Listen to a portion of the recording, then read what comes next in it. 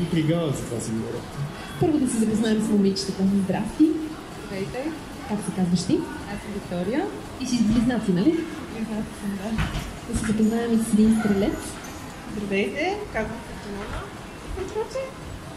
Сега Крис, ако беше тук, ще каже, ето, малко най-хубавата зодия. Аз вече казах, че Крис от нашия екип е зодия стрелец и те веднага казаха най-хубавата зодия. Да, знаем ги тия. Няма да спорим сега по този въпрос. Момичета, кого ще поздравите? Ами аз поздравям моите две приятелки, които много обичаме и прекалено много държим от тях. И съм тази вечер, съответно. А ти?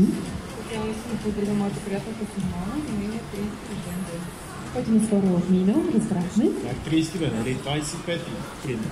20, не 30 сега, може да ги знам, докато хората... Бъркала се. Да, сега, хубава работа. Добре, значи за мъжете след малко ще си поговорим. Първо да ми кажеш с какво да ви поздравим. С тайна кухня, моля. Моля, с най-голямо удоволствие и аз пък мога да върна жести и да почерпя с подарък до 100 грама сладкиш.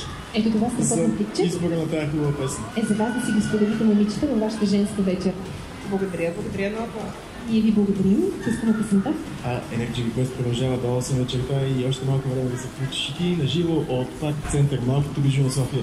Пред коледната ЛХ е мобилното студио на Energy.